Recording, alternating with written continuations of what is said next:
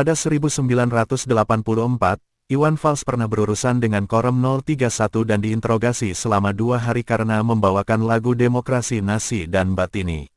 Dia dianggap menghina Presiden Soeharto dan Ibu Tien Soeharto. Pada April tahun 1984, Iwan melakukan konser di Gedung Olahraga, Pekanbaru, Riau, dalam rangka membantu anak-anak muda menggalang dana. Di sana dia membawakan lagu Demokrasi Nasi dan Batini. Tapi ternyata, gara-gara lagu Batini, Iwan harus berurusan dengan aparat keamanan. Penyanyi yang kerap mengkritik rezim Orde Baru dengan lagu-lagunya itu dituduh menghina Ibu Negara Tien Soeharto dan Presiden Soeharto. Iwan akhirnya dibawa ke Korum 031 dan diinterogasi selama 12 hari. Interrogator bertanya mengapa Tini mungkin plesetan dari nama Tien, dan Soehardi mungkin plesetan dari Soeharto. Kasus Iwan kemudian diteruskan ke markas Laksus Pelaksana Tugas Khusus di Jalan Kramat V, Jakarta Pusat. Dia diwajibkan lapor selama 2 bulan. Lagu Demokrasi Nasi dan Batini ciptaannya juga tidak pernah direkam. Dalam suatu wawancara, Iwan bahkan mengaku bahwa dia sendiri sudah agak lupa syairnya. Lagu Demokrasi Nasi diciptakan Iwan ketika masih duduk di SMP di Bandung tahun 1975. Sebuah lagu yang berkisah tentang anak seorang menteri yang membuat onar, menembak sampai mati tapi tidak disangsi. Dia sering menyanyikan lagu Demokrasi Nasi, namun tak ada reaksi. Tapi bagi aparat keamanan cukup menggelisahkan. Sedangkan lagu Batini menceritakan mantan pekerja seks komersial (PSK) yang membuka warung kopi. Dia memiliki suami mantan preman bernama Soehardi yang bekerja sebagai sopir truk. Soehardi di-PHK dan kembali menjadi preman. Mereka bercerai dan Tini juga kembali menjadi PSK. Nama dari tokoh lagu itu dianggap menghina kepala dan ibu negara saat itu. Padahal menurut Iwan, lagu Batini tidak menceritakan tentang ibu dan kepala negara.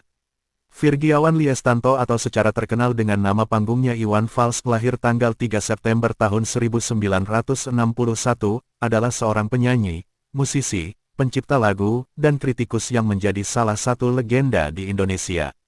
Gaya bermusiknya telah dikatakan sebagai pop, rock, country, dan folk pop dan liriknya banyak menceritakan masa-masa kelam era 1970 hingga 1980-an di bidang politik. Iwan Fals masuk ke dalam daftar The Immortals, 25 artis Indonesia terbesar sepanjang masa versi majalah Rolling Stone Indonesia.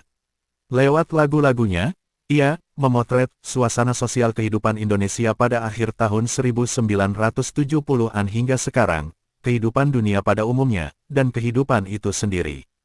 Kritik atas perilaku sekelompok orang seperti Surat untuk Wakil Rakyat, Tante Lisa empati bagi kelompok marginal, misalnya Siang Seberang Istana, Lonteku, atau bencana besar yang melanda Indonesia, atau kadang-kadang di luar Indonesia, seperti Ethiopia, mendominasi tema lagu-lagu yang dibawakannya.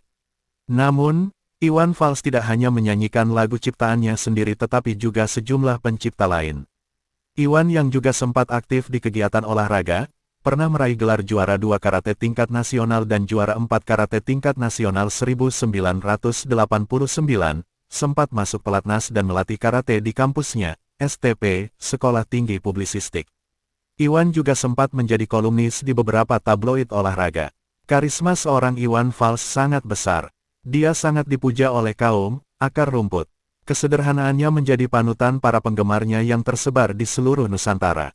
Para penggemar fanatik Iwan Fals bahkan mendirikan sebuah yayasan pada tanggal 16 Agustus tahun 1999 yang disebut Yayasan Orang Indonesia atau biasa dikenal dengan seruan OI. Yayasan ini mewadahi aktivitas para penggemar Iwan Fals. Hingga sekarang kantor cabang OI dapat ditemui di setiap penjuru Nusantara dan beberapa bahkan sampai ke mancanegara.